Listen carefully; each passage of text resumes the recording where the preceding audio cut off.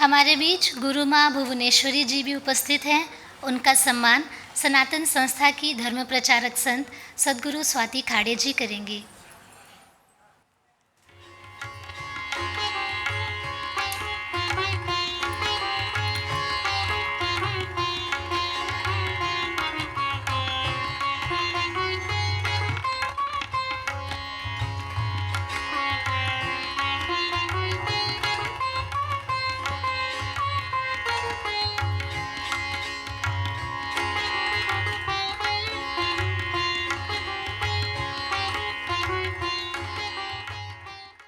अब गुरुकुल के माध्यम से भावी पीढ़ी के निर्माण के लिए किए प्रयास, इस विषय पर गुरु माँ भुवनेश्वरी पुरी जी हमें संबोधित करेंगी। हम उनका परिचय समझ लेते हैं।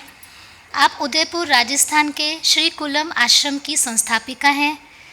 आपने श्री विद्या वन विद्यालय की स्थापना की है।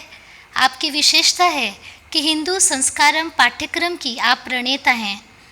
3 चरण के इस पाठ्यक्रम में बच्चों को हिंदू धर्म के प्रायोगिक और सैद्धांतिक ज्ञान का शिक्षण और प्रशिक्षण दिया जाता है। मैं गुरु माँ जी से प्रार्थना करती हूँ कि वे हमें मार्गदर्शन करें। दुर्गा माता की जय, भवानी माता की जय, जय श्री राम। पूज्य संतों को वंदन, इस तेजस्वी मंच को वंदन और आप सब में जगदम्बा की जो इच्छा शक्ति, क्रिया शक्ति और विचार शक्ति स्पष्ट हो रही है, प्रखर हो रही है। यहाँ पे मंदिर की अखंड ज्योत की तरह आप लोग बैठे हुए हैं तो आप सबको भी अभिवंदन।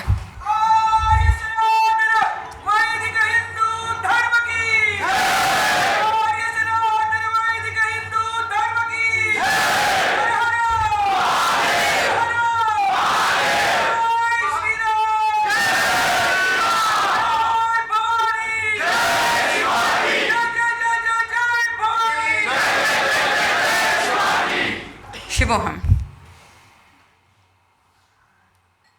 आदरणीय देवकरण जी ने जो कहा कि राष्ट्र के रूप में हिंदू धर्म या हिंदू राष्ट्र सब जगह के ऊपर उपस्थित हैं। जहाँ कहीं पे भी पूरे विश्व के अंदर अगर योग चल रहा है तो वहाँ पर हिंदू राष्ट्र की जीवन व्यवस्था ही चल रही है। जहाँ कहीं पे भी कर्म सिद्धांत की कोई बात करता है तो वहाँ पे हिंदू राष्ट्र की शिक्षा व्यवस्था ही चल रही है। जहाँ पे भी हम दान की बात करते हैं, त्याग की बात करते हैं, साहस की बात करते हैं, दूसरों के लिए जीवन जीने की बात करते हैं तो वहाँ पे हिंदू राष्ट्र की शिक्षा व्यवस्था, मूल्य व्यवस्था ही चल रही है। आपकी बात पूर्णतः सत्य है कि वो राष्ट्र कई संकल्पों में आगे बढ़ता है। मैं यहाँ पर इसके लिए आई थी, आनंद जी से बात हुई थी तो कि सब लोग इस विशाल भवन के अंदर जो कार्य कर रहे हैं, इस विशाल महल में जो कार्य कर रहे हैं और अपनी अपनी ईंटें लगा रहे हैं तो मैं सबको सुनूंगी। अभी मालूम पड़ा मुझे, फिर आनंद जी ने कहा कि नहीं आपको ही बताना है क्योंकि आप सब लोगों के कार्य, यहाँ पे हर व्यक्ति जो बैठा हुआ है वो प्रखर अखंड ज्योति है, उसके कार्य दिव्य हैं और वो हर कदम हिंदू जीवन व्यवस्था की ओर आगे बढ़ाता है जिसके अंदर राष्ट्र, अर्थ, शिक्षा सब सम्मिलित हैं। भारत में कुछ पिछले 100 साल के अंदर लगभग, अभी आज के दिन को देखें तो लगभग 20,000 के आसपास रजिस्टर्ड बड़े मिशनरी स्कूल चल रहे हैं। 20,000, 30,000 ऐसे हैं जो बहुत बड़े तौर पर रजिस्टर्ड नहीं हैं, अनऑफिशियल चल रहे हैं, पर काम वही कर रहे हैं सारे मिशनरीज स्कूल। अब अगर 20,000 ये मान लिया जाए, 25 से 30,000 ये मान लिया जाए तो 50,000 के आसपास ये विद्यालय हो जाते हैं, मिशनरीज विद्यालय। एक विद्यालय अगर एक वर्ष में 500 बच्चों को भी शिक्षा देता है तो एक साल में कितने बच्चों को शिक्षा दे रहा है मिशनरी विद्यालय? 2.5 करोड़। और ये तो पक्की बात है कि कोई भी विद्यालय खाली 500 बच्चों को है ना हर साल शिक्षा नहीं दे रहा है, ज़्यादातर बहुत बड़े हैं। जिनकी संख्या, छात्र संख्या 5,000, 6,000, 8,000, 10,000 तक भी है, ऐसे बड़े भी हैं। तो 2.5 करोड़ से 5 करोड़ तक के बीच की संख्या में हर साल ये मिशनरीज स्कूल बच्चों को शिक्षा देकर के तैयार कर रहे हैं। अब ये जो बच्चे वहाँ से निकल के आते हैं, ऐसा नहीं होता है इन सारे बच्चों से मेरा मिलना होता है, लगातार बात होती है, इन पर कार्य होता है, तो कि बिल्कुल है ना ध्रुव हिंदू धर्म के विरोधी बन जाते हैं, ऐसा नहीं होता है। क्योंकि वो कहीं ज़्यादातर बच्चे हिंदू परिवारों से ही होते हैं, तो थोड़ा परिवार की सांस्कृतिक विरासत उनके पास में रहती है, वो ईसाई नहीं बनते। पर दिमाग में प्रश्न बहुत सारे खड़े हो जाते हैं हिंदू धर्म के ऊपर। वो जब 8-10 साल पढ़ते हैं ना वहाँ पे, ये सही है क्या, ये करना, क्या ये सच में ऐसा ही है, ऐसे 50 प्रश्न खड़े हो जाते हैं। और उन प्रश्नों का उत्तर देने की व्यवस्था हमको आपको तैयार करने की जरूरत है। अगर 50,000 के लगभग छोटी एकल इकाइयाँ मिलकर के हर साल करोड़, तो केवल गुरुकुल का महत्व गाने से हम गुरुकुल की शिक्षा को स्थापित नहीं कर पाएंगे। हम में से हर व्यक्ति को अपने भरसक प्रयत्न के साथ के अंदर कम से कम 5 बच्चों को, 10 बच्चों को धर्म शिक्षा देने की आवश्यकता है। अगर हर व्यक्ति, हर हिंदू 5 बच्चों को भी धर्म शिक्षा देता है, तो हम उनके इस आंकड़े को बहुत सरलता से पीछे छोड़ जाते हैं।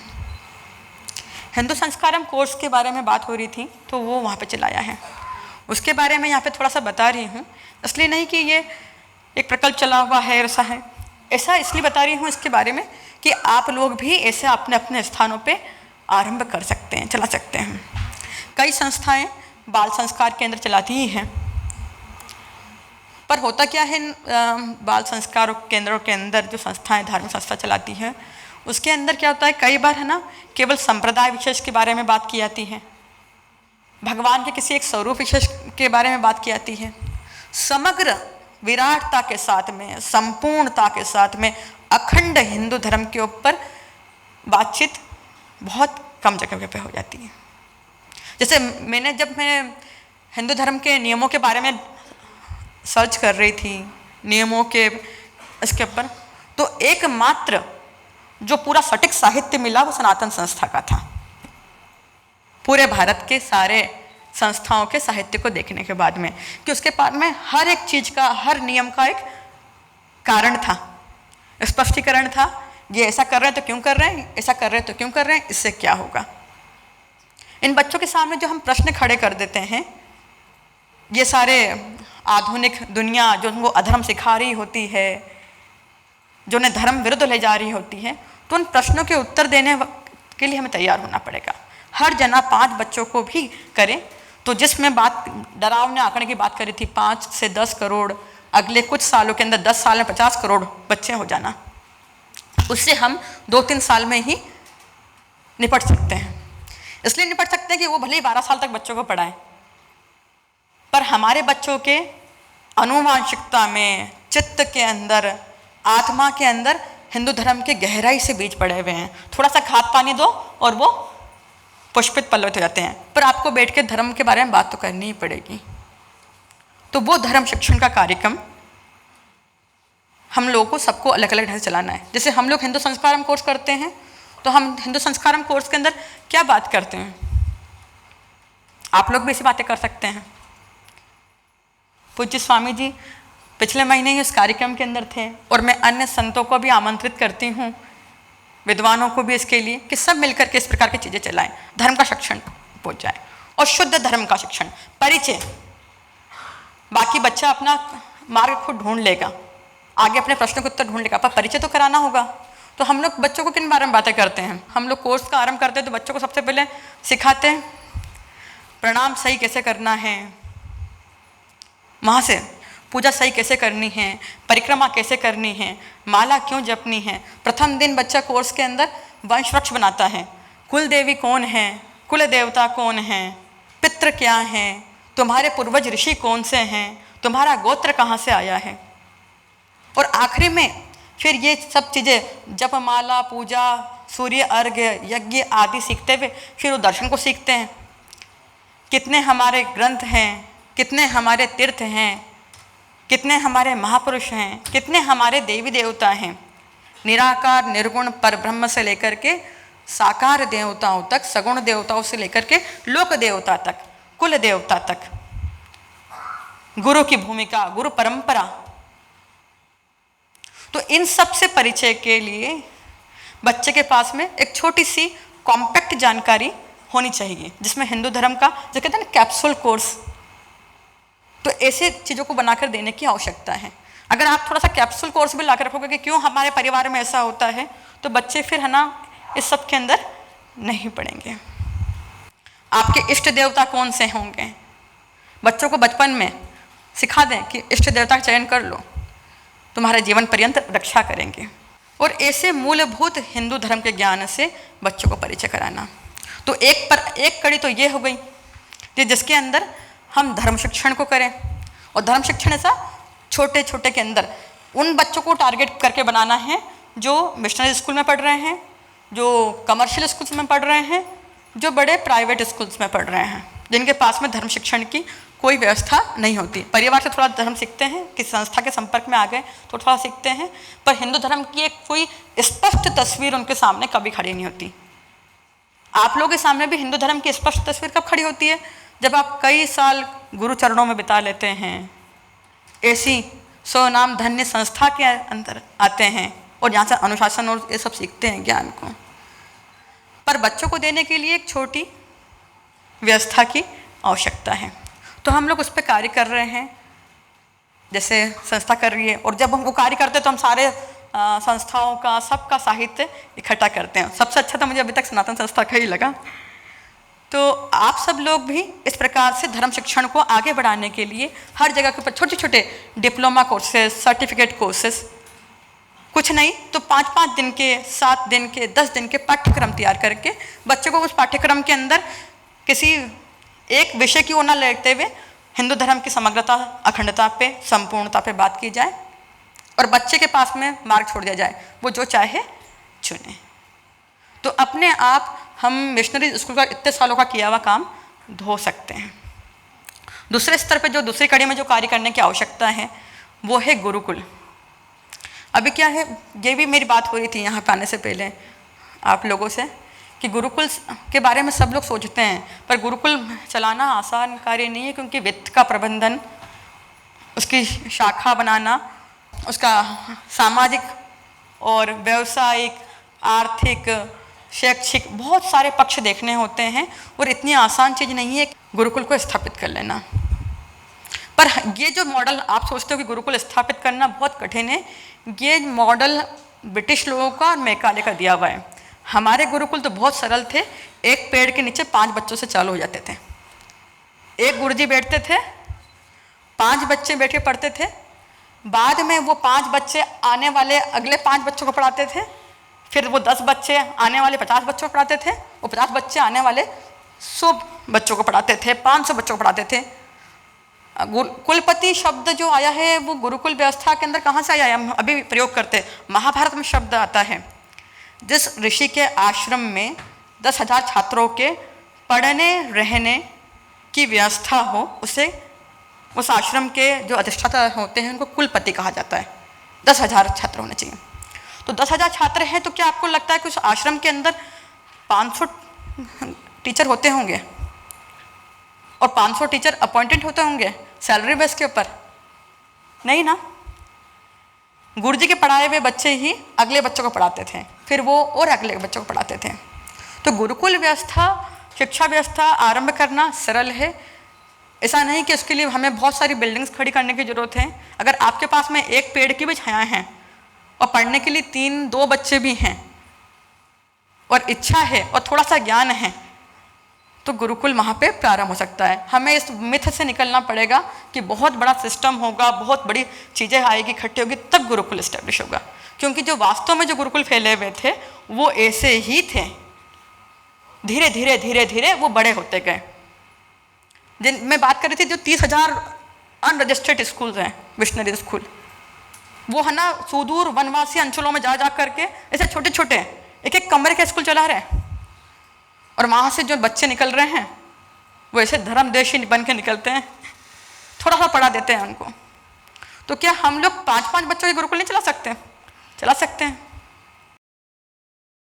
यहाँ पे इसका उदाहरण देते हैं ना ये वाला, कि अभी उदयपुर के अंदर जो गुरुकुल चल रहा है वो 3 साल पहले 3 बच्चों से आरंभ किया था हम लोगों ने, केवल 3 बच्चों से, कोविड के टाइम के अंदर 3 बच्चों से आरंभ किया, और 3 साल के अंदर वो राष्ट्रीय समाचार पत्रों के अंदर ऐसा आता है, खाली 3 बच्चों से और एक शिक्षक से, एक पेड़ के नीचे, नीम के पेड़ के नीचे। तो 3 सालों के अंदर वो अच्छी पढ़ाई की वजह से कई बार न्यूज़ में आता है। और साथ के अंदर अभी स्थिति ये है कि वहाँ उस विद्यालय के अंदर पेरेंट्स जो हैं वो है ना एडमिशन के लिए क्यों लगा के खड़े रहते हैं। हम लोग बहुत लिमिटेड बच्चे लेते हैं, ज़्यादा नहीं लेंगे, इतने नहीं लेंगे, तो आप वो क्यों लगा के रहते हैं? ऐसा नहीं है कि गुरुकुल स्टार्ट होंगे या गुरुकुल आप चलाएंगे तो आपको एडमिशन नहीं मिलेंगे या बच्चे नहीं आएंगे। हम लोगों का अनुभव ये कहता है कि लगभग अभी सारे माता पिता सोचने लग गए हैं कि हमारा बच्चा पढ़ा लिखा केवल नहीं, संस्कारी होना जरूरी नहीं, तो हमको बुढ़ापे में रोटी कौन देने वाला है? इसका भी खराब होगा जीवन और हमारा भी खराब होगा। 50 माता पिता बहुत संपन्न घरों के लगातार आके यही बोलते हैं हमारा बच्चा थोड़ा हिंदू धर्म सीख ले। तो वो समय चला गया जब बीच में ऐसा हो रहा था कि हमारे बच्चा खाली अंग्रेजी पढ़ेगा, खाली कॉन्वेंट में पढ़ेगा। अभी तो सारे संभ्रांत घरों के लोग भी आकर के, मैं बोलती हूँ कि नहीं हमारे पास कोई बिल्डिंग नहीं, पेड़ के नीचे बैठना पड़ेगा, तो बोलते हैं कि हाँ चलेगा, बस ये सीखेगा ना हिंदू धर्म। मैंने कहा हाँ हिंदू धर्म तो सीख जाएगा पेड़ के नीचे ही सीखेगा। तो वो तैयार हो जाते हैं। मैं कई बार बोलती हूँ कि बड़ी फीस देनी पड़ सकती है, तो बोलते कितनी भी फीस ले लो, आप पर रखना है। तो ऐसा नहीं कि ऐसे गुरुकुलों की आवश्यकता नहीं है और मांग नहीं है, आप खड़े तो करो, अपने आप उनका अनुसरण होगा। तीसरी चीज़ जिसके ऊपर हम लोग काम कर रहे हैं, प्रथम ये हो गया धर्म शिक्षा बच्चों की। दूसरे स्तर के ऊपर छोटे छोटे एकल गुरुकुलों का स्थापना, व्यक्ति चलाए, रिटायर लोग चलाए, धर्म का थोड़ा ज्ञान रखने वाले चलाएं, महिलाएं चलाएं, छोटे छोटे गुरुकुल, छोटी छोटी पाठशालाएं। पहले बच्चे हमारे पुरानी व्यवस्था के अंदर गुरुकुल में बाद में आते थे, 11 साल तक वो घर की पाठशाला में पिता के पास में पढ़ते थे, गांव की पाठशाला में पढ़ते थे। तो वो छोटी छोटी एकल पाठशालाएं तो होती थी और वो बहुत अच्छा कर सकती अगर ध्यान दे तो दूसरे स्तर के ऊपर ये कार्य होना चाहिए। और तीसरे स्तर के ऊपर जो कार्य होना है उसके लिए श्रीमती श्वेता जी ने बात करी, आदरणीय शर्मा जी ने बात करी, पूज्य स्वामी जी ने बात करी, और आपने भी, धर्मेश जी ने भी यही बात करी कि हमें जो मूल ज्ञान है उसको व्यवस्थित रूप में ला करके एक कैरिकुलम सिलेबस के ऊपर ले जाना पड़ेगा। आपने बात करी थी कि ग्रेजुएशन मास्टर इसके लिए कर रहे हैं, शर्मा जी ने बात करी कि हम 1st से 12th तक के लिए वो कर रहे हैं।